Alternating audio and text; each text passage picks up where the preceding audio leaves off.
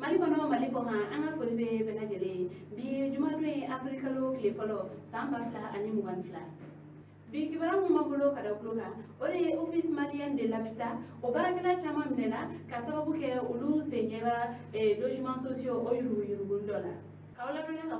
ko logement sociaux laba mun kono kun kanga di mogo mani o kun folo kono kun kera ni o kunye logement sociaux batan fla ale ni kebe dulu ni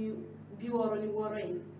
ayela na ko mo do ko ni to tara ye ni logement sociaux na nga o mo nu yera ko ma u kambo logement sociaux no fe o te melon ko fe fene man kan chamani na wuli kay re ka ko mo do ko ni logement sociaux nu soro ka soro uni amanka o kunu kuma o jale mali jamana nyamo ule wuli ka jo ko ni sabati wala sa juga na u se ka u tege da mamu ye yugo logement sociaux la ka o se fe ko matan shegi ulu ko ni minela ayela ko matan shegi munu minele fleni ko office malien de l'habitat ko o modo kumala ko kerengere ni ala chef de service de suivi et d'attribution des logements sociaux ko o mala ani o barake nyongo wara o fene ayela fene ka ko ma wara o mala munu yera konte barake o OMH la ma ku falo mun ko ni minele fleni ayela ka ko ko ni ka ko nyaabe kriblo tili na mo bolo nga albi ko sere sere lu be sena wala sa mo wera mun ko ni sebenna te ga sera da ulu bela jenega ko wa ko adena je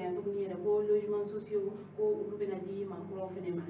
ni kuma foni nu wala ministère de l'urbanisme et de l'habitat la ki wala mambolo kada kuloga o zone mali ulu barakela ulu ayire ka fo ko ulu ka kalo fla juru sarabali ko obeyeno kawlo ne ka fo o zone mali ale chagere muga baranya shilelo e bamako ale dugu saniyalima kerengere ne ala siraba kanau mogo mun kon be o yoro fran nun kon ke o baragela ulu ya yene ka foko ni an kalo fly ulu kon ka waru te ka sara ko an be wati ne ko sisa gelea o be bela jedina ko sungalo o bena danne ko wa ko alni o yara kon fenete ko ulu kon ka demaya o tali fanga de ulu da tumani ko ka de ulu yara fene ka e ko sara fara o ka ko wa ko ni bela jede gonna ko ulu ko ni sirane do ni ulu ka wari nu o bena na se ka sara ko sabla ko o zone mali alere ni mali gouvernement ko o ga contrat ko o yere fene bantola do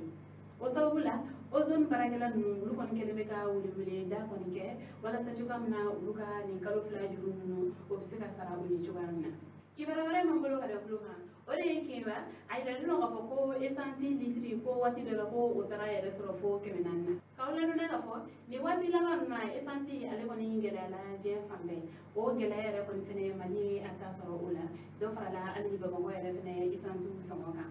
o sawela kiba ko ko fe no buluka essence o songo tara ayere soro kemen bioro la yoro do yere fene la kemen bioro nduru ka uto o gela fene la essence kon mute ka soro du ko la station flare la ni ay la ko station ni la kon ne fele ko maboni station tori o kon fene kene e dugude ulu era kon be sirana be ko ni milla ka ukunda essence ta ro kon ga ni ga da essence ta ka bla u bulu ko o ko le se fe essence fere la miseno mun be sigi kare mun ni bute nunye ulu kon do fene essence ta ni ka ason yele ko sobe ko o do yele la ulu me ka ta essence litri fere fo kemenani ngani wala ay woni wala sa fusiri adana polisi ulu ko ni willa ka jigi kare kono law konna ni uye mamye ni wala ce ko ni konna uye ulu chama mine mo ko ko ni mine la ni ko ni dafe ko uni nyangiri ka kan o beda uka kuna fuli ko cela ki wara wara ma bolo kada buluka wala e kabini tarata tamene ko e golde ulu ko ni tiga do classique kono manatal tu kono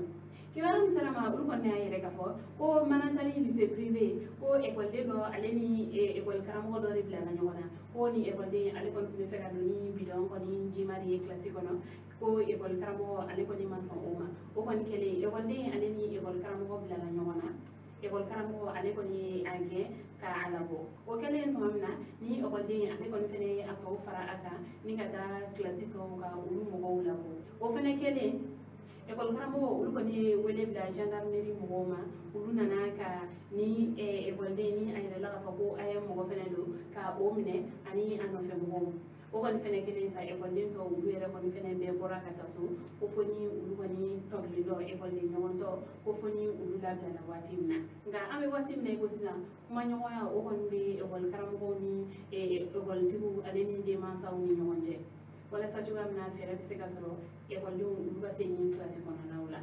ambal ma ni be awa video ki baru ye kada o pluga ani kuluma jola o kan be anyumana